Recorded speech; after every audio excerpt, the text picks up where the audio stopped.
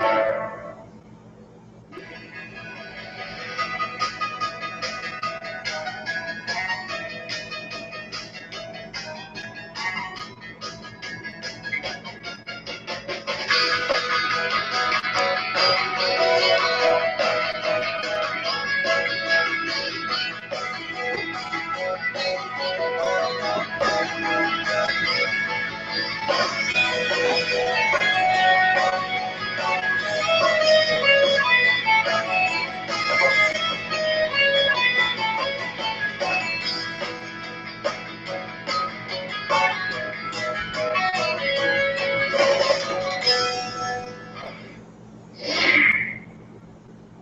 hello and good evening, and welcome to Realtalk with the Cummings. My name is Mark Angelo Cummings.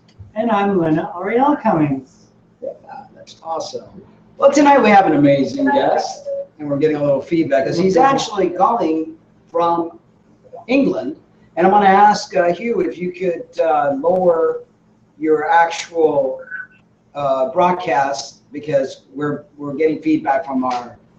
So kind of mute. Mute your computer, because somehow we're getting, I don't know if you have it on the computer or not, but anyway, we're getting a little feedback. But we tried doing the Google Hangout thing, and it actually, sometimes the internet, not just because it's in England, because there's usually some really good connection in England, but sometimes it's just not fast enough, and so we have to do it tonight via the phone. And I want to tell you a little bit about Hugh. He was actually assigned male at birth and has lived most of his life thinking he was just a normal man. Then in 2011, he realized that his body language, his instinctive social behavior, and his physical process of arousal and orgasms were all more like what you usually would see in a woman rather than a man. He never fitted very well as a male, and even had a feeling of some weird female thing going on in the background for as far back as he can remember. That gave him the idea that perhaps something unusual happened during his prenatal development to somehow cause parts of his brain to develop as female instead of male. So he decided to figure out whether such a thing was even possible, and if so, what might have caused it. Amongst his first discoveries were that a type of body structure that usually associated with intersex conditions, and that some of the symptoms of acute hypogonadism were present. Basically, his body did not produce enough testosterone. Then he came across a passage in the book, Brain Sex, about a pattern of very shy, socially withdrawn behavior that was often seen in teenage boys who'd been prenatally exposed to an artificial estrogen called DES. It was virtually a perfect match for his own teenage years.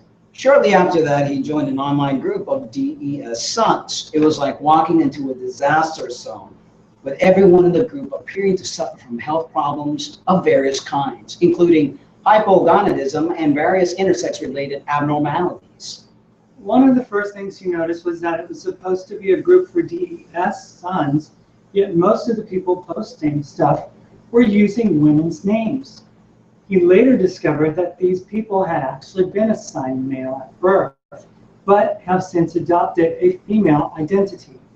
That's how he first found out about the link between DES and MTF transsexuality. Since that time, he's been trying to find out as much as he can about the effects of DES and other man-made hormones on prenatal development, and seeing what people have to say about DES on some of the main transgender forms, such as Laura's Playground and Susan's Place. From what he's seen, it's abundantly clear that being prenatally exposed to medically prescribed hormones can make a person trans and intersex. And he thinks it's important that the public should know what these substances can do to unborn baby. Hence, he's agreeing to be on our show tonight. And now, welcome to the show, Hugh. Okay. Now, can you hear me okay now? We can hear you. We were just getting a little feedback. And do you have us on any form on your computer that the sound is coming, or is that just from the phone itself? That's the phone, I'm afraid. It's not that great a phone line either. I guess that's the problem of doing intercontinental teleconferences or whatever. Okay, well, we'll try to muster it through. What I'll do is when we're speaking, I'll take the speakerphone off so we don't hear the feedback. And you're coming out pretty loud and clear. So, Sorry? okay, so can you hear us correctly, Hugh? Well, sort of. Sort of. Yeah. Anyway, okay. I don't know much you can do about it. Okay, so we'll try to muster this through. There's a lot of great information and a lot of great work and research that you've done. I've also done some research on the topic because it hits close to home for me. You know, it really does. My mother, and we'll talk about it a little bit later, but I know that it actually hits close to home. So let me ask you, in your bio, you mentioned that you were a normal man, or you thought that you were a normal man. What is your definition?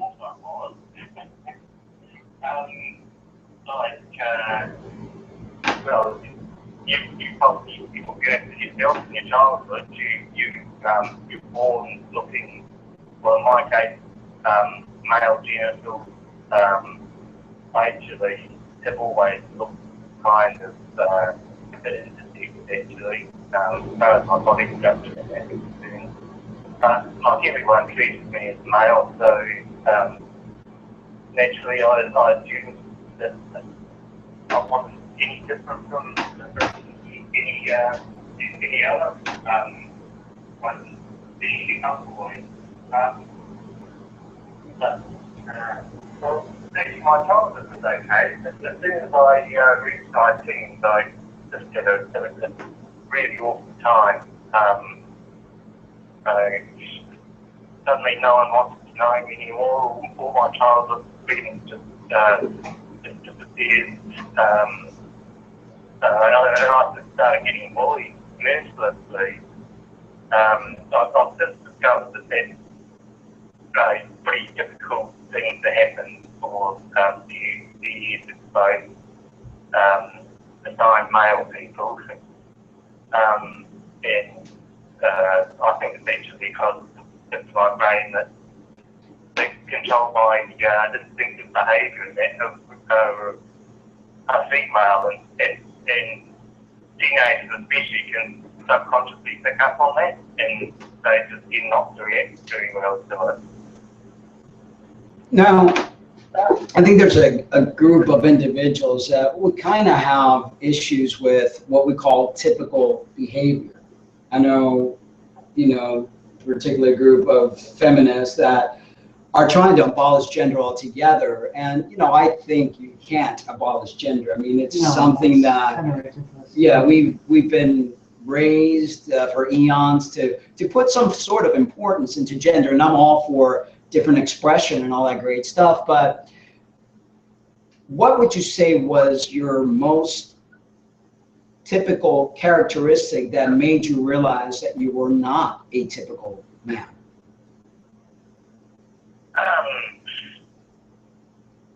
It wasn't basically. What happened was that like after just having a very happy time in my teens and in my early 20s, I basically learned to imitate normal male behaviour and body language and so forth. And I settled down into a fairly uneventful life, really. I ended up working in computers. Actually my top subjects at school were chemistry and biology, which is why I'm just been in a position to find out more about the years than most people would have been. But I didn't end up going into that as my career. I actually ended up working with computers. So it's only relatively recently that I just had this idea suddenly that I just thought about how, like, as I said in the intro, about my process of arousal and orgasm being a lot more like a woman than a man, and then I realised that, well, actually my body language is pretty feminine too. And, just my instinctive behaviour is more like what you see in women as well as men. And so that just got me thinking, did something happen while my brain was still developing in the womb, and that caused some of it to develop as female instead of male? So that's really what started all this. That was back in 2011. You know, what people don't realize is that there is a hormonal bathing that takes place during the fetus's developmental time, and usually around 8 weeks' time, and there is a lot of neurological implications. So when you're talking about body language and things of that nature, I mean... Well, I mean, I think it's very much a common thread among MTFs, you know, just how that happens and how mannerisms are expressing things, and you know, it's a very interesting correlation to what's going on, you know, and what happens with MTFs specifically. Can you explain what happened in 2011, and what is your definition of usual? Sorry, I didn't get that. Can you explain what happened in 2011, and what is your definition of usual?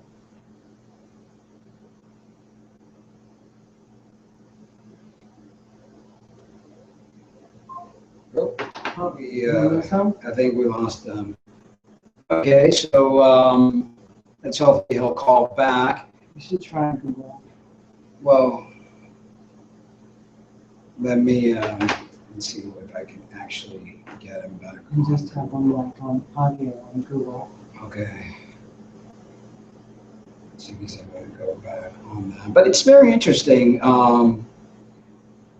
One of the many things that Hugh has stated in his papers and things of that nature is that he believes that transgender is a form of intersexuality, which I believe so, again, you know, myself.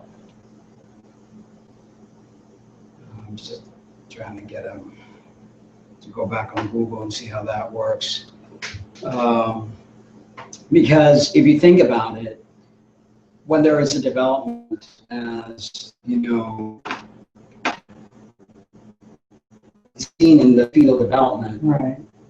there are certain factors. If everything goes right, the brain and the genitals usually are aligned, but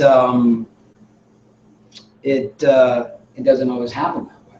Well, you used to talk about that a lot in speeches and things that you used to get. Okay. Are you there, Hugh? I'm not sure what happened there. The phone just suddenly cut off. Yeah. Sorry about that. It's okay.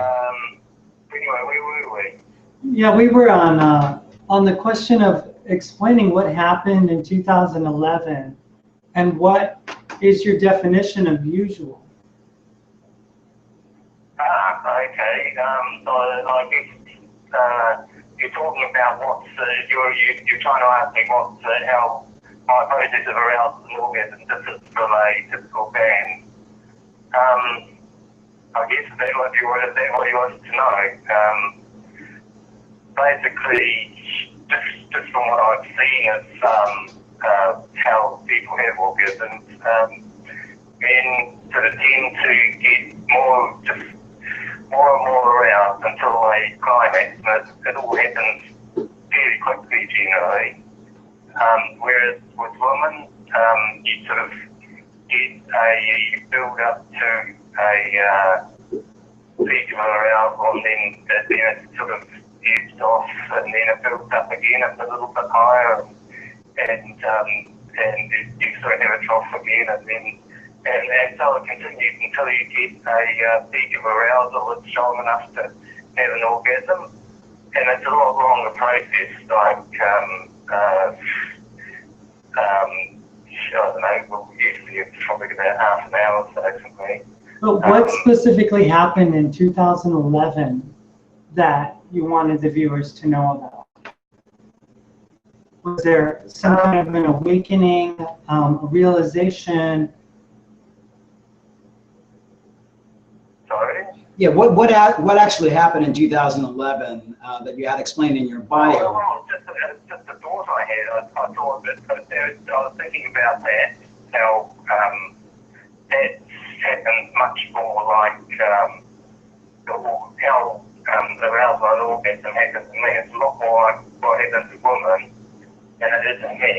And I also realised that I never been able to climax with a stranger. There's always had to be an emotional bond there, which again, that's a very sort of female thing.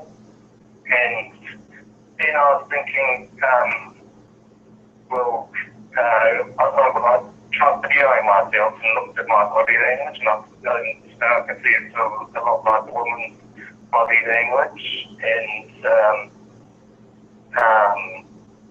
it just got me thinking that something must happen that caused my brain development to partly go that female instead of male. And so that's how I tried to find out if there was any way that could happen. And if so, what happened? What caused it to happen? And so I started reading up about how sexual development occurs in the unborn child. And one of the things I thought was really basically what happened was I got this book called Brain Sex, and I was reading through it, and then there was a passage I saw about a drug called diethylstilbestrol that was used for preventing miscarriages. And it was just saying that it says in the book, the additional hormones change the brain and behaviour of the male children born to these mothers. And then the description that they given in the book of a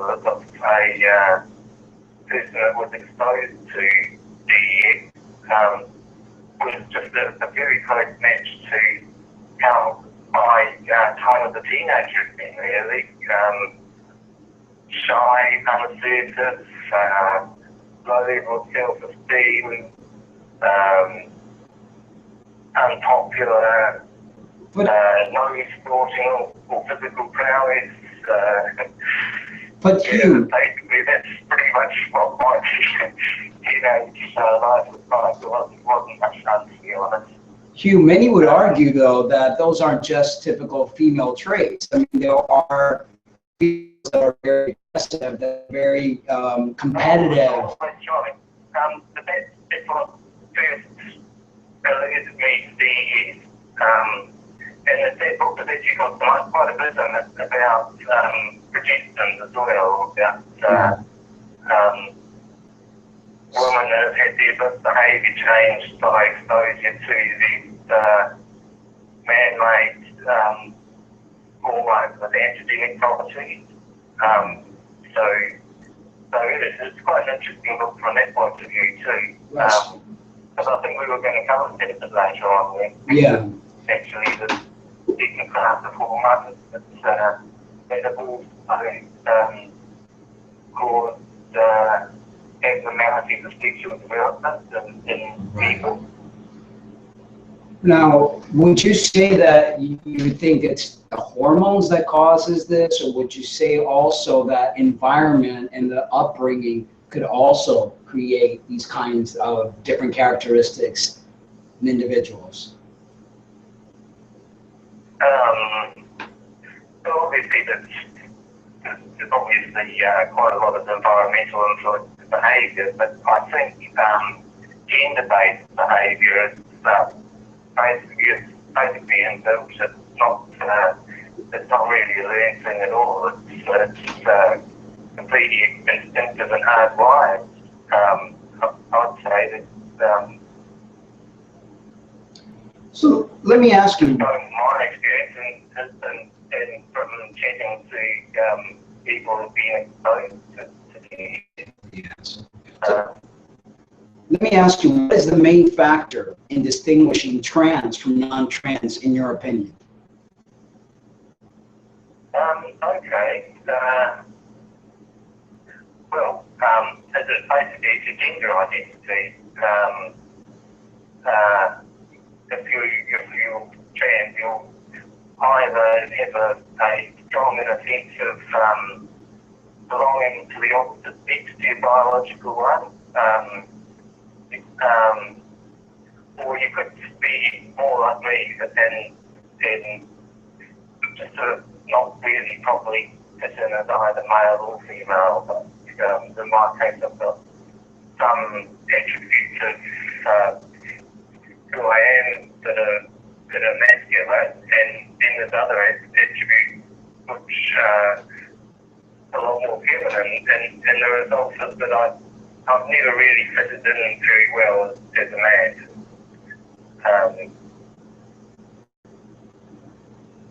I mean, I would agree. I mean, I come from the same kind of school of thought with that, because I always felt, less aggressive than most boys, at the time, my age, and growing up, it's an alpha world out there, and the more alpha men are, the more they can get. The employers pursue those type of people a lot. Career choices and things like that. So I mean, I think there's a lot. I mean, that's one of those things so that I kind of am on the fence, because I don't want to put individuals in a box and saying girls are frilly and pink and nice and then boys are rough and tough. I mean, that's how society raises us to believe. So that's one of the reasons, like, who is actually trans and who's actually not. Just not, we can't say, I mean, and correct me if I'm wrong, we can't say that a person is trans because they're not alpha and they're shy and they're timid and they, I mean, that's not, because there are a lot of men out there that are not at all trans and are timid and are, all these other characteristics. Well, that's right. Obviously, those personality traits, that's rather than gender identity. I think you find that trans people tend to, or certainly with their heads anyway, they tend to have people I've tend to have those personality traits as well as the female gender identity. And I think it's just a result of female brain development having taken place. Presumably there's sort of like certain parts of your brain that control certain aspects of your personality and behaviour, and then this gender identity might actually be in a different part of the brain. I don't know. I don't think anyone really does, actually, to be honest. But it's certainly possible to have some things developed as male and some as female. That is actually, well, I'm pretty sure that's what's happened to me, but it's also one of the things that they found in the animal research, where they gave experiments where they exposed, where they administered hormones during pregnancy to lab animals, and then studied the effects on behaviour. And some of the animals they produced did actually sort of have a mixture of some of their behavioural traits were male and some of them were female. And they also produced animals that were basically completely, their behaviour was complete reverse of their physical sex. So it's basically certainly in an experimental situation, it's possible to produce effectively a transgender animal, I guess. Yeah. There's quite a bit of research in sheep and rhesus monkeys. Well, definitely. There's even fishes that change gender depending on the need of the community. There is obviously something, I'm just trying to be devil's advocate and try to, what people would say, well, I honestly believe that this thing, all of humanity, is on a spectrum. Definitely. And gender, sexuality, all of it is on a spectrum, and we don't have 100% males and 100% females walking around. We have this mix of humanity. And DES actually is something that has really taken effect on a lot of people in the last 50 years. Can you explain to our viewers here what is DES and what are DES babies? Okay. Well, basically, DES is that it was developed in 1938 here in the UK. It's a extremely powerful artificial estrogen. Today, at the microgram level, it's a very powerful drug, and it was very inexpensive to produce as well, because it's not chemically related to naturally occurring hormones. It's a man-made chemical structure, but it so happens that it's very strongly binds to an estrogen receptor, so it works as a very powerful estrogen. There it was, this amazingly powerful estrogen, very cheap to make. I guess the dollar signs lit up in the drug company's eyes, and they immediately started looking around for ways of marketing this stuff. And one of the things they hit on quite early on was is the treatment for preventing miscarriages.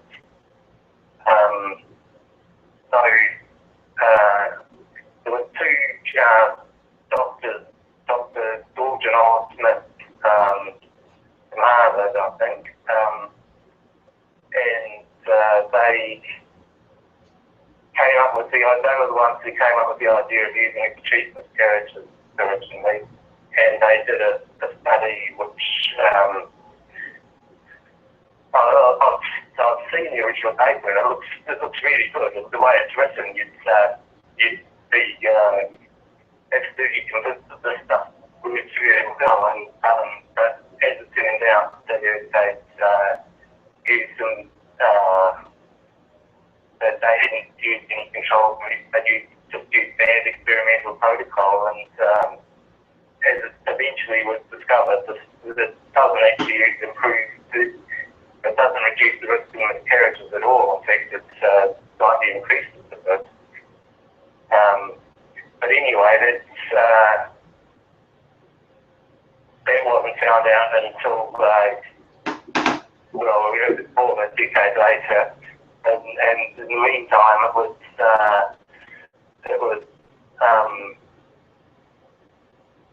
rolled out. And in 1947, the FDA gave their approval of it, and from then onwards it was being very heavily prescribed throughout the 1950s.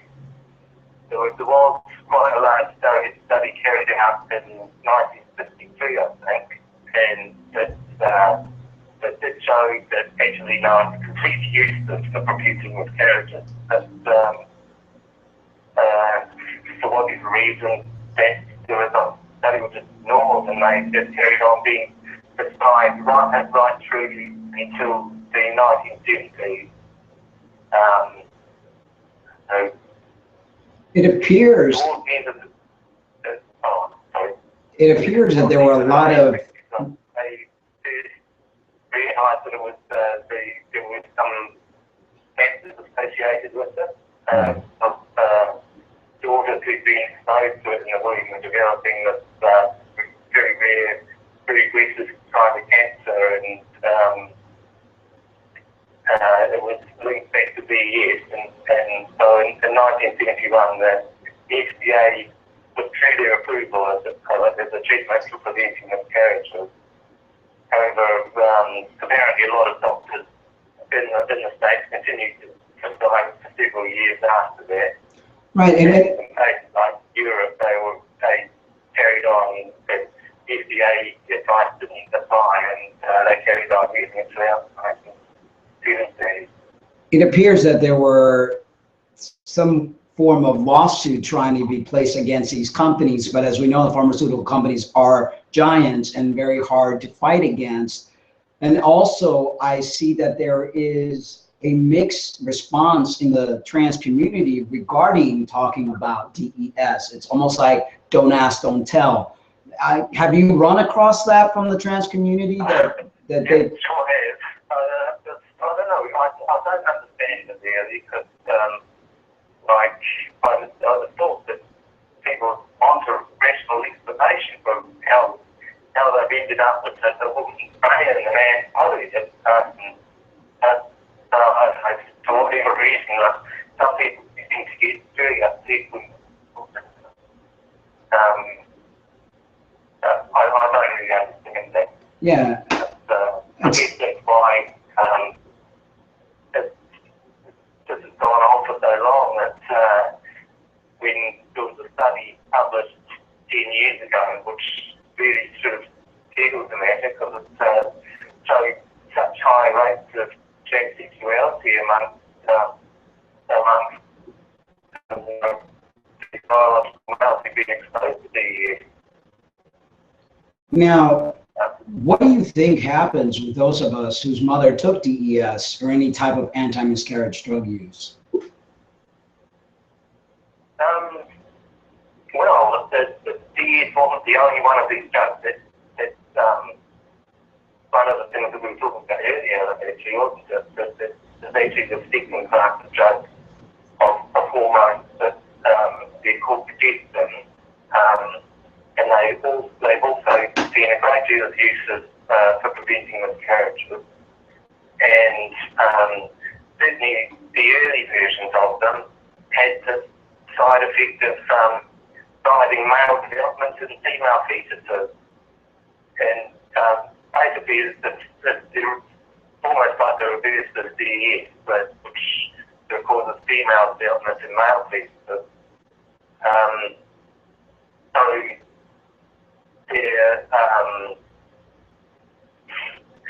Well, there must be a lot of people that have been affected by exposure to these drugs, and just really don't realise it.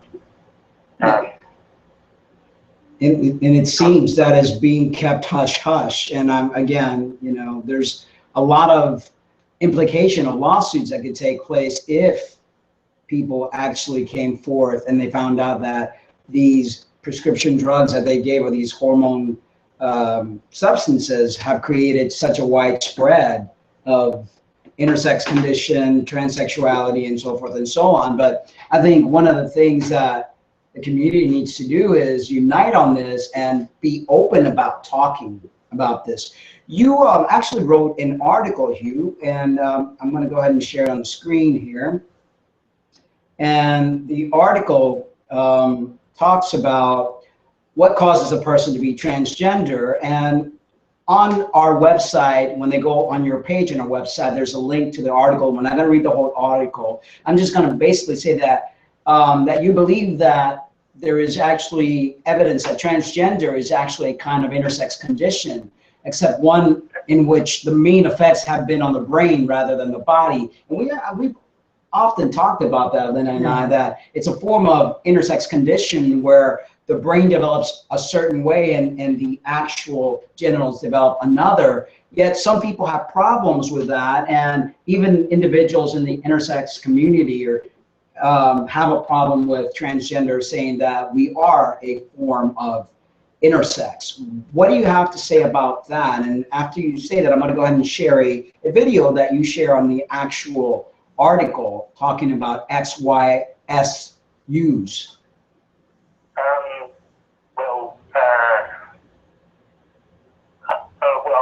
know that there are some intersex people that sort of say they have absolutely nothing to do with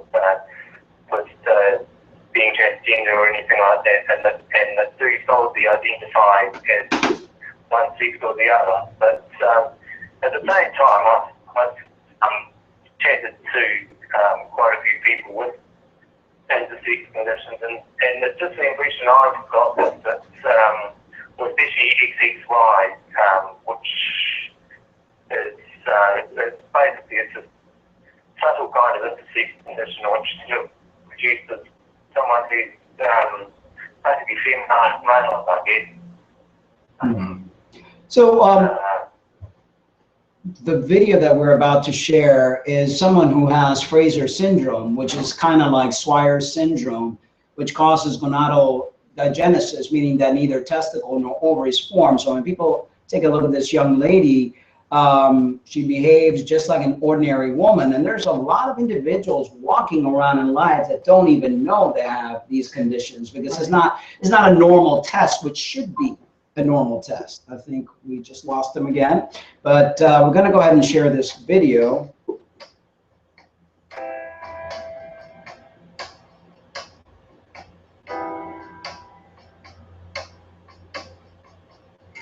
I am Susanna Temko. I am 24. I live in London. I'm a campaign specialist, and I am a intersex woman. I have something called Fraser syndrome.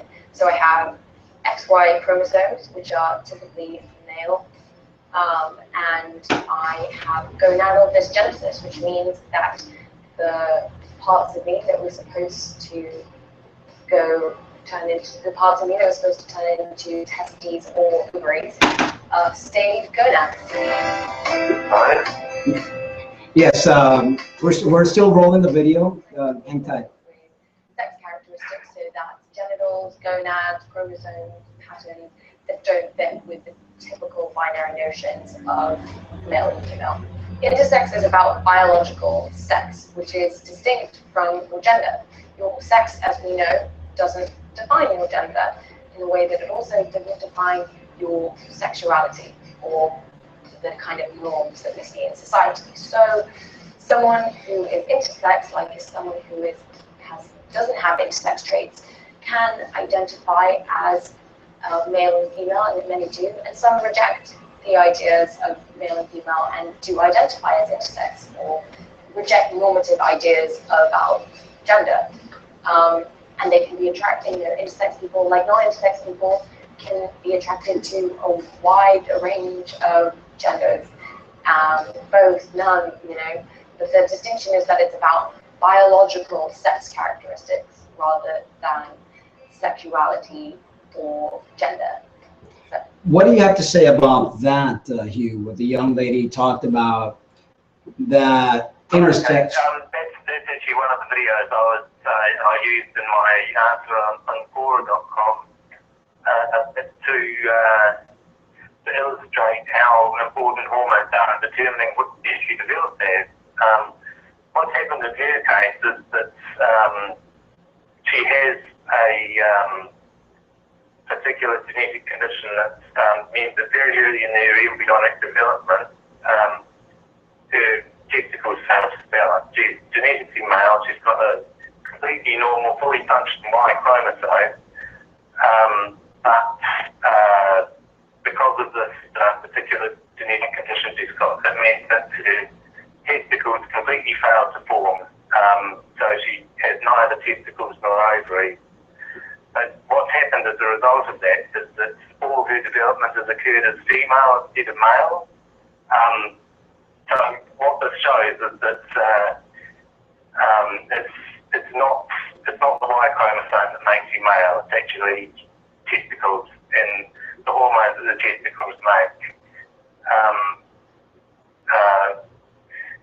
There's a second video that I included in my answer on Quora.com, which is that someone who has complete androgen insensitivity syndrome. And again, it's the same sort of thing. You get a person who's genetically male, they've got a Y chromosome, but all their development occurs as female. In the case of complete androgen insensitivity syndrome, it's because they have a mutation to the gene for the androgen receptor, which means that they can't respond to the bodies, the cells throughout their body don't respond to the hormones that the testicles produce. So they actually, people with that condition actually do have testicles, but they remain internal usually.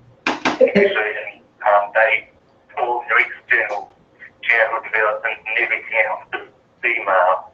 And with both these conditions, the one that XY2Z has and with complete androgen and sensitivity syndrome, the people that have them, they just, they're indistinguishable from ordinary women. Right. Usually these conditions aren't even picked up until they're teenagers. And what people aren't they don't have a menstruate. So when that happens, then someone just doctors start investigating, and that's usually when it's discovered. right. And what people are not aware, Hugh, Female. people aren't aware of the fact that chromosomes are not everything. They're not even aware of the SRY gene. They're not aware that there's so many different types of combinations and characteristics. That is what makes up a person. Right away, people say, well, if you're an XX, then you're a female. If you're an XY, you're a male. We lost them again. And that's not so. I mean, here we have a little clip with an individual with AIS. My opinions. And the last video I did was about the 5 best things about this condition. But now I thought I'd do a video about my experiences with the condition and how it's affected me. I found out when I was about 16. I just started college and I went to the doctors because I hadn't started my periods yet and my mum was getting a bit worried. But the doctor said, oh, I have to do some tests. So I did some tests and they referred me to the hospital.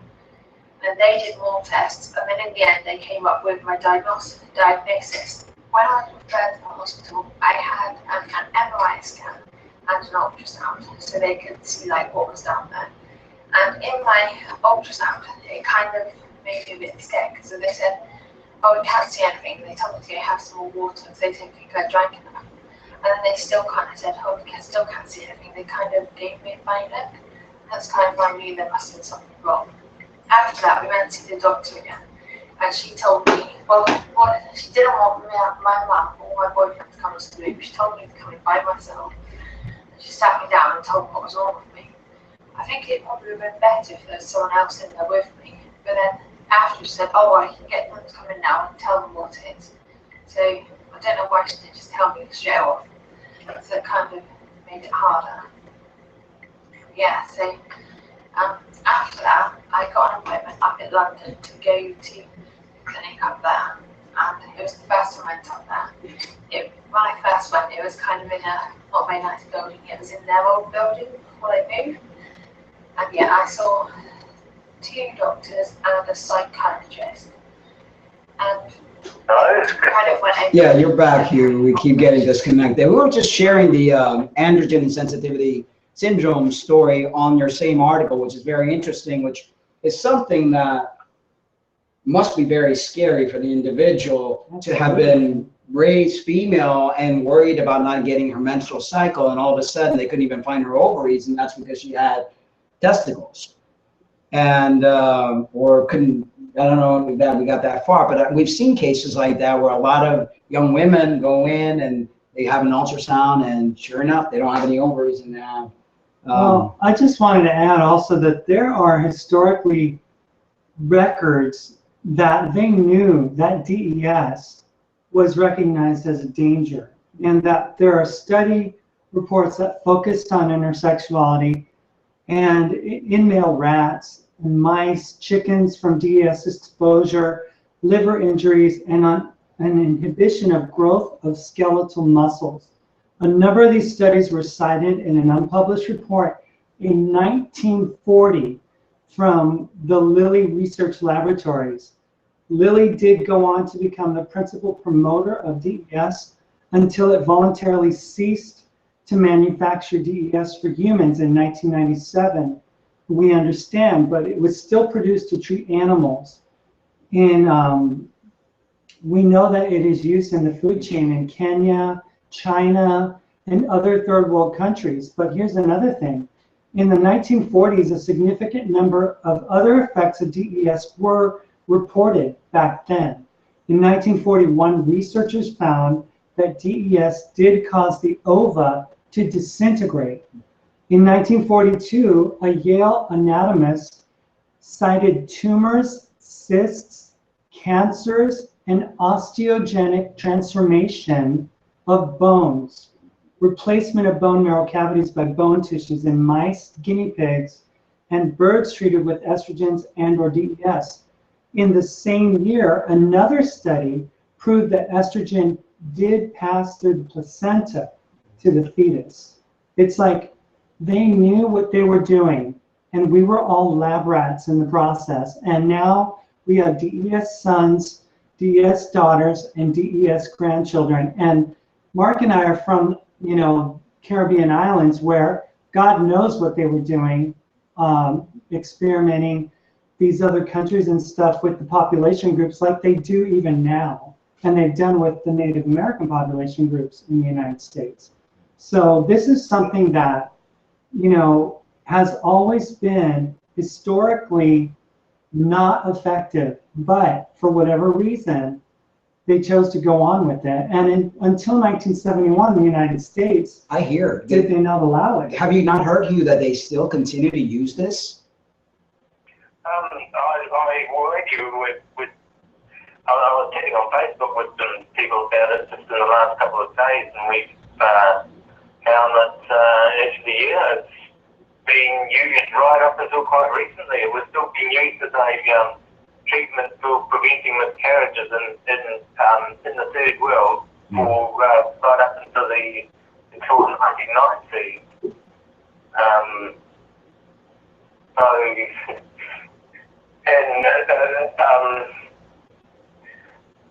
Sorry, what was the question?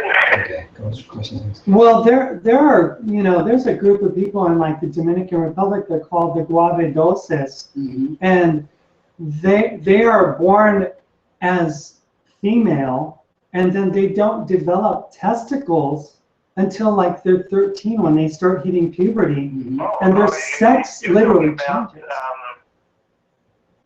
You're talking about what's it called? I had heard it was called the guavedoses. Guavedoses. Oh yeah, that's the name. That's the name they give these people. So what they actually have is something called 5-alpha reductase deficiency. Their bodies don't produce an enzyme which is does the conversion of testosterone to dihydrotestosterone, or DHT, and DHT is actually a much stronger androgen than testosterone itself, and it's the one that does produces most of the actual male sexual characteristics. So these people who can't produce DHT, they sort of start out with what looks like female genitals, and it's only when they reach puberty that their bodies are producing so much testosterone as they go through puberty that it sort of it finally produces as the masculinizing effect, and so you have as a spectacle of people appearing to change sex from girl to boy when they reach puberty. And there are many people that say, we were looking at articles last year that were coming up with the fact that there's no such thing as a male or a female brain. What do you have to say about that? Well, that's quite simply not true. Well, to start with, they've done plenty of research in animals where, as I was saying earlier, they exposed them to hormones during their prenatal development and change the sex of their brain, and that it changes their behaviour. They start adopting the behaviour of the opposite sex. So this is one good reason for thinking, well, actually there could be a connection between the pharmaceutical hormone exposure and transsexuality, because you can do it to animals, so why wouldn't it work in human beings too? Yeah, it's amazing to me that as advanced as we are as a species, we don't know anything. Going back to male or female brain subject, the other thing is that there's lots of clinical evidence from human beings that yes, there are differences between men's and women's brains, and you can't, because what they doctors have been in the habit of doing is baby boys that have been born with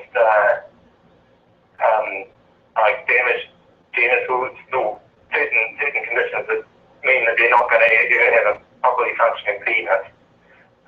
What they've done with these children is surgically reassign them to females because they thought that they think that that's best, or they thought that that would be better than having them grow up as a boy with no penis.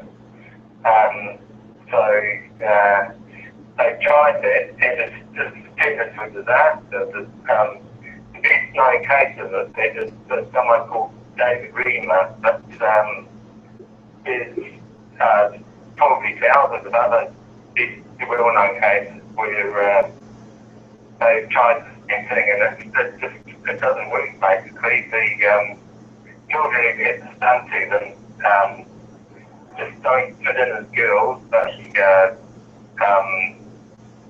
just have the completely wrong behaviour, everything, and quite often, I think in the majority of cases where they studied it, they actually end up adopting a male gender identity in adulthood. So that's pretty strong evidence in human beings that yes, there are differences between male and female brains, and that the gender you identify as is something that you're born with. It's not learned. Definitely. I mean, and according to a lot of the earlier research that I did, the development of the gender center happens at 8 weeks' time, where, you know, the boy or the girl being created starts to develop certain characteristics. And there has to be something, although there's a lot of group of people that don't want that frame of reference. They don't want it. They don't accept it. They don't want it. Let me ask you, what have you found in your research regarding the reasons behind being transgender? Well, as far as I'm concerned, there must be some people that are jumping on bandwagon for whatever reason, but I think the vast majority of cases, it is actually a physical developmental thing, and it's basically because peak brain development occurs during the time that person was in the womb for whatever reason. It's not just things that it's not just transmission to it. There's probably other things lots of other things that affect can affect your prenatal hormone production, like all the usual genetic sex conditions to start with. Also, probably things like maternal stress, infection, who knows.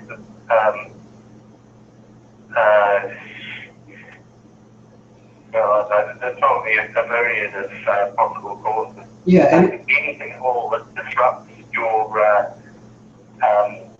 normal hormone production during this. As far as I've been able to find out the medical period, there's probably sort of basically the second half of the pregnancy. That certainly brain development doesn't feel instantaneously. It's ongoing for quite a long period of time. The structure of the brain starts being built about 16 weeks after conception, but then that's ongoing throughout the remainder of your prenatal development and even continues for a few months after you're born. Yeah, and I think it happens at different times for different people, because we see some individuals that right away when they're young, they are acting opposite of the gender they were born as. And then you've got individuals that it happens during a middle age crisis or as they get older. There's a shift in hormones which actually creates their transgender identity. So I'm going to lead to the next question that Linda's going to ask. Well, do you believe that there are chemicals involved that change the typical development in a fetus and creates the spectrum we see in our community? Well, absolutely. As I've been saying, that the whole process of sexual development is basically driven by hormones. So they're chemicals. But anything that sort of mimics the action of hormones, any kind of endocrine disrupting substance could potentially cause things to go a bit wrong in fetal development and potentially cause cross-sex brain development to occur. So I think that pharmaceutical hormones have got to be a major cause of transsexuality because they're so widely used in women's medicine. Like, it's not just even a carriage treatment, it's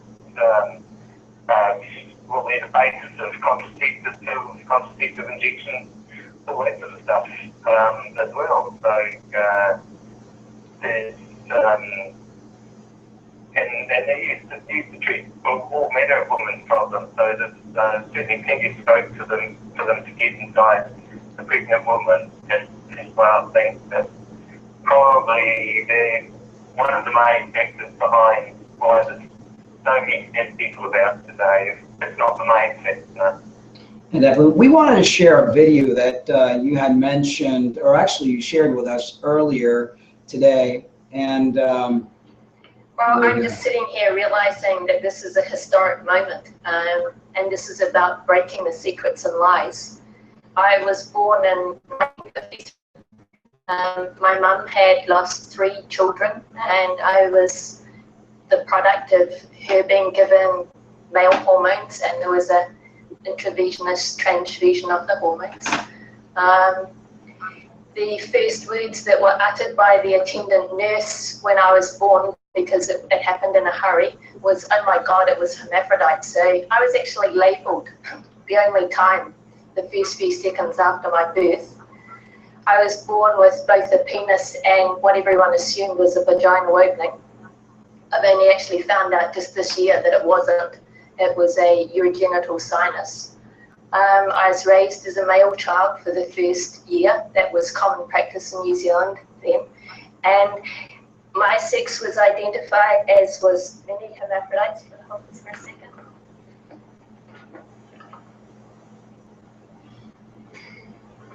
That was the test to see which gender I was going to be assigned. And because males can't have uteruses, my sex assignment was changed to female. I did not have the surgery, however, to change or feminize that part of my body until I was 8.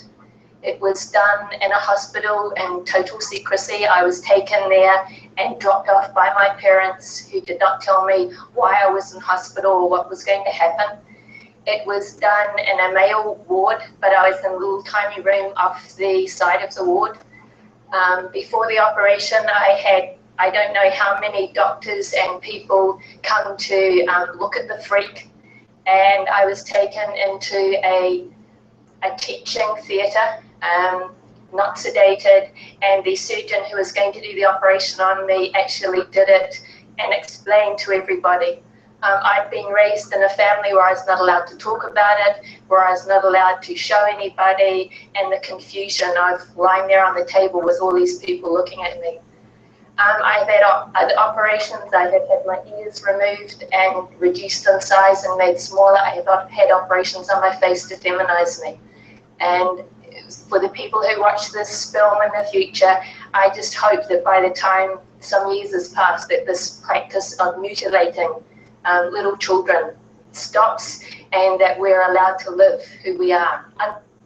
That tends to happen a lot. Don't you agree, Hugh? Where they? Yeah, it's I've heard a lot of horror stories about because one of the effects of the exposure is that it quite often does cause genital abnormalities, and so I've certainly read a lot of stories about people being put through surgery, and then the surgery doesn't go as wrong, because obviously a young child growing very rapidly, scar tissue gets stretched. It's a bad idea to operate on young children in that sort of situation at all. It's generally gives very poor results. They permanently lose sensation in a part of the body where you really want to sensation, and they tend to get a lot of complications from those surgeries as well. So it's something that's unless I give them different reasons, I can let it read through or whatever. Otherwise, it should just be left alone. And when they're an adult, if they want to have cosmetic surgery on them, then that's their choice. But forcing it on young children, I'm totally against that. And that leads to the next question. Yeah, what is your opinion on, talking about youth, transitioning youth, and should there be more caution, or should we allow the kids to lead? Well, I think there's already quite a lot of stuff in place to make sure that it isn't just sort of like a phase the kids are going through.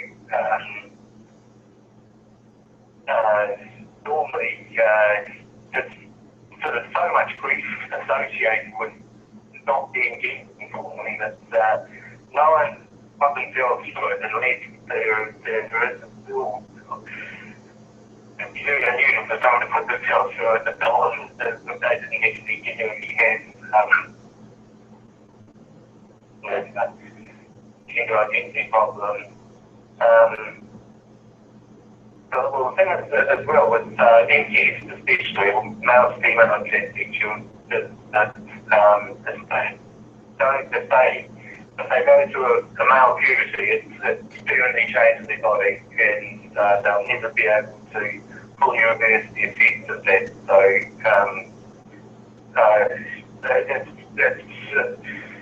it's actually quite important to trans that they genuinely are trans, that they do have treatment for it, including like puberty blocking drugs and that. Because otherwise they'll never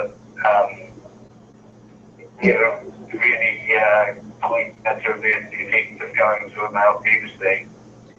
It's very difficult. It's one of those things that you're caught between a rock and a hard place. If you stop the puberty, you're giving them a chance to know if they are actually trans or not, but then there's side effects that could come with all that. So then you look at the intersex individuals that want to be left alone, they don't want to be touched. They've been probed and holed and operated on. So, it's one of those really difficult situations that, I don't think we as a society have enough information. I think the medical system is still lagging a lot, and there needs to be a lot more research, a lot more studies before we can continue to be so bold to do the things that we're doing. I find that a lot of intersex, people that, identify as intersex over being ever calling themselves transgender, they're very happy with the bodies that they have.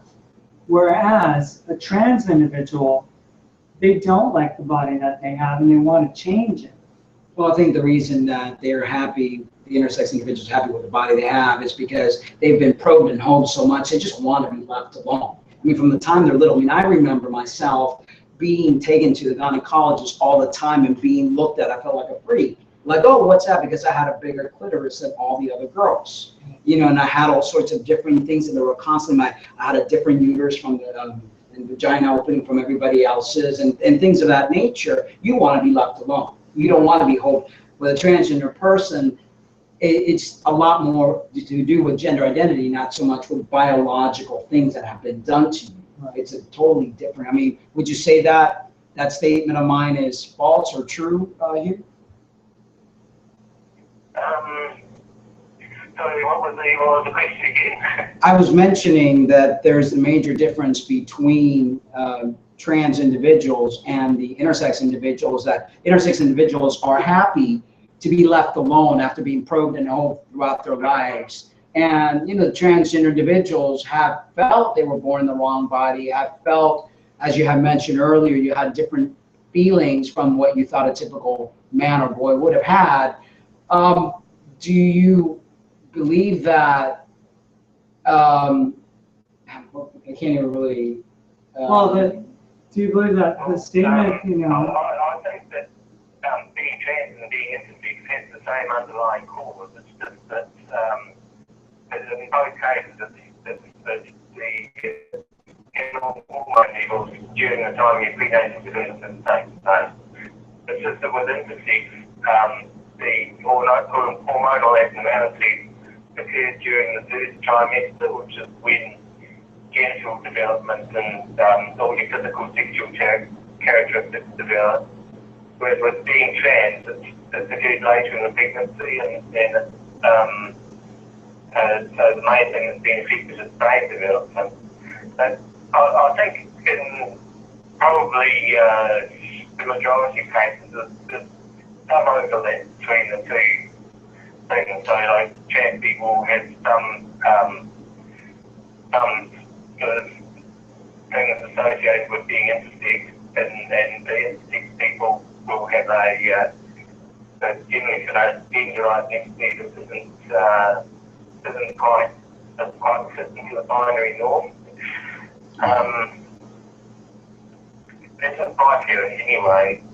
Yeah, it's just, I believe that the intersex individual was so probed and hoped throughout their lives that they just want to be, you know, left alone. Unlike the trans person has not, and all of a sudden, I think maybe through the years, a trans person kind of feels like the intersex person, like, okay, I've done enough. This is like, my body has been probed and hoped. And I think when you're a young trans person, you want so badly to align yourself. But I think, though, that this rush lately to transition, any child who has any inkling of a gender identity issue is a bit premature a lot of times. And there's a lot of care going into wanting to transition these individuals, but, you know, it's almost like it's not the best idea, you know, because we were just talking to a transgender woman friend of ours, you know, that transitioned back in the early 2000s, and she said that she's noticed that the gates are open more to allow it, you know, when these kids, you know, maybe rushed into something that maybe they didn't need to do necessarily. So what do you feel needs changing in the medical protocol for treating trans individuals, if anything? Well, I really know very much about the female to male hormone protocols, but as far as male standpoint, the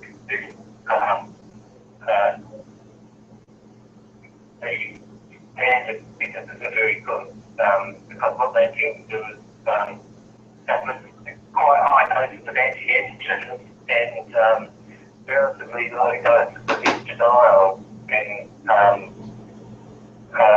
really estradiol is a lot safer and effective an anti-androgen than its own right. And so probably what they should be doing is aiming for more female typical estradiol levels in their patients, and avoiding anti-androgens, or certainly only using them where they're absolutely necessary. Because a lot of these anti-androgen drugs do have quite harmful side effects, especially if they're used long term. Like spironolactone, which is the one that usually gets used in the States, is not even a proper anti-androgen drug. It was originally developed as a diuretic, and it just happens to have anti-androgen properties, and so it's sort of been drafted in and used as an anti-androgen. But it has quite large unwanted effects on other aspects of your hormonal system, and so it does have quite a harmful side effects, especially if it's used on the film. And the same one, the same thing applies for dipropofane acetate, which is the one they tend to use more in youth. It has a lot of harmful side effects. So really it's best for the androgen if at all possible, and try to do the transition just using estradiol to start with. I personally used spironolactone from the time that I transitioned back in 2013 through last year, January of last year, and I really did not notice any help in the lowering of testosterone. Actually, it increased my testosterone levels, and it also is known to mess with your cortisol levels. So these are very dangerous medications, and they were developed as a cardiac medicine back in like 1959, and they found something way better. Right, it's not the spironolactone isn't actually was never intended to be an anti-androgen at all. It's basically it's a kind of blood pressure drug. I think you're right, it's probably mainly used in cardiac patients. But it's just sort of been drafted into trans hormone therapy because it happens to have this property of having an anti-androgen effect. So it's not a very good choice in my opinion anyway. Now I know it's not used in the UK probably. Isn't it Androcur that's used? Yeah, that's right. Androcur or cyclotron acetate is the chemical name for it. That's what's tends to get used in Europe more. But again, there's some quite harmful side effects too. I've heard it's associated with depression. It can cause, which is bad thing, attract people who already have something like 40% suicide rates or something. The last thing you want is something that's going to make them more depressed. But also it can cause severe liver damage, that sort of stuff. It's not very healthy anyway.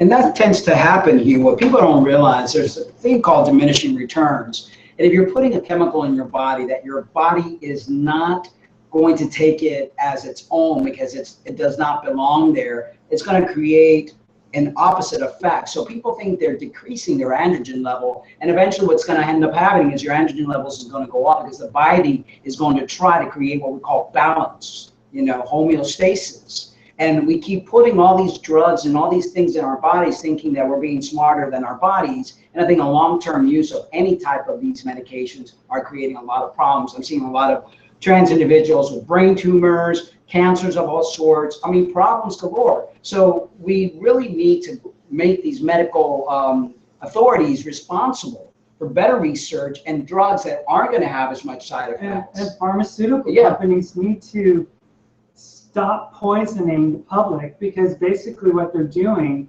is using, like in the case of spironolactone, they're using a medication that was pretty much taken off the shelf. Yeah, they're trying to recycle They're trying to recycle it for other purposes because they have a huge stockpile probably on this drug.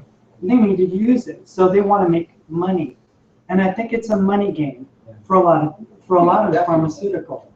So as trans I individuals. think most of these drugs aren't actually necessary at all anyway. All you need to do is just administer a sufficient dose of the hormones of the gender that the person identifies as. So for STMs, that would just be testosterone. For MTS, that would be estradiol and some progesterone as well. But if you just use those hormones, then it has the effect of eventually overwhelming that person's natural hormone production and making their body change over to the total metabolism and everything to match up with the HRT that's being given. Actually, they say, I mean, the research we've done is that all they really need is estradiol because progesterone actually increases the androgen level as well and has a lot of carcinogenic effects as well. Especially the synthetic. Yeah, especially progestin, which is. Not true, actually. The thing is that what's happened is they've been using the terms progesterone and progestin interchangeably. And a lot of the drugs that they're giving their patients and telling them of progesterone are actually these synthetic hormones called progestin, which they're not progesterone, and they I think really all synthetic hormones are potentially toxic, especially if used on a long-term basis, which is what happens, of course, if you're on HRT. So I think that's where that must come from. It's the progesterone itself, it's not estrogen, it's the second female hormone, basically. Estrogen of the main role too, but it seems to be relatively harmless. It doesn't seem to have any major adverse side effects associated with it, so it's something to try anyway. Well, is there anything else you wanted to add, Hugh, before we go ahead and end the show? Nothing I can think of. Sorry about the podcasting that several times. It's okay. We were just glad to have you on the show and share your perspective. Thanks for having me on the show. I'm very pleased to be able to talk about DES and about hormone or medically prescribed hormones in general because it's a potential cause of transsexuality. Because I think they must be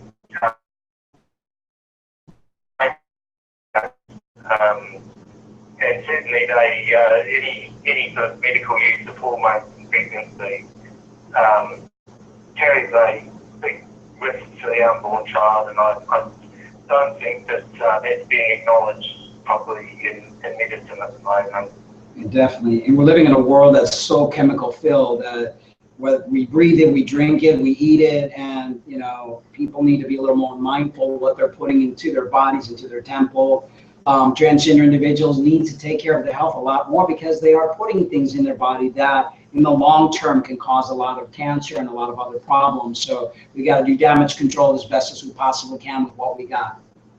So thank you so much, Hugh, for joining us tonight. We appreciate your information and hope to. Thank you for having me on air. Thank you. Anytime, and don't be a stranger. Keep in touch. Thanks, Hugh. Okay. All righty. Have a good night. Good night.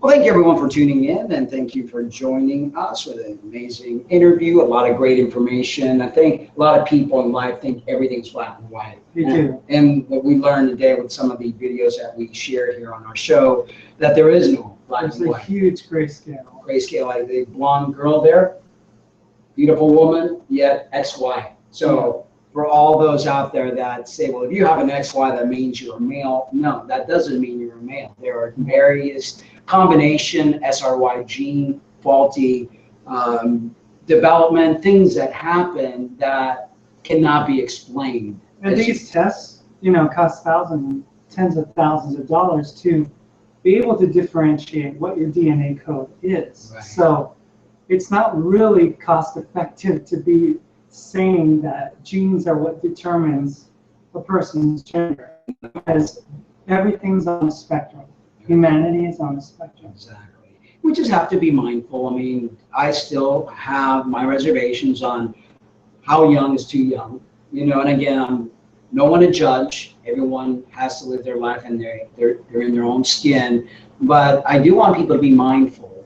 Just as intersex people get tired of being operated on, messed with, being told what gender they should be, they should wait for them to grow up as adults so they can make that decision. The same holds true for young trans individuals. Wait till you are more of age, of sound age, that you can say, for sure, this is one I want, then hey, open blanche, whatever that saying goes. But Carbon. blanche, yes. But, it's one of those things, nothing's black and white. There's a lot of shades of gray, and we just have to be kind to one another and understanding. And that goes for all of us, whether we're trans, whether we're, I hate the word cis, whether we're groups that are, is it the feminists and all that stuff, they need to stop being so militant and so anti-trans. And it really solves absolutely nothing. And to the religious people. Oh, and the religious people too, that just want everything to be by rote by this book that, to each their own. I personally think it was created to control humankind. And that's about it. So next week, hopefully we'll have Terry Catlin. I had her way back in the beginning of the show. Terry since has transitioned. I've actually met Terry in person, watched her perform. During the time back a couple of years ago, she was asking me a lot of questions regarding transitioning, and she finally has. So I wanted to bring her back on the show. It's Terry Catlin still? He has another name now. It's Hawaiian or something, but we will ask Terry. Okay. Still goes by Terry and as a performance name because he has been performing forever. Tremendous musician and great spiritual person. So they went back to the island. We're going to try to see if we can do this Google Hangout thing, making sure that their internet connection from Hawaii. Wow. Make sure the connection is good. If not, we'll do the phone thing again. So today's from Great Britain. Today's great, yeah, and next week's from Hawaii. So. All right, guys. So thank you so much for tuning in. Have a good night. And remember, we love you. But don't forget to love yourselves too. Good night.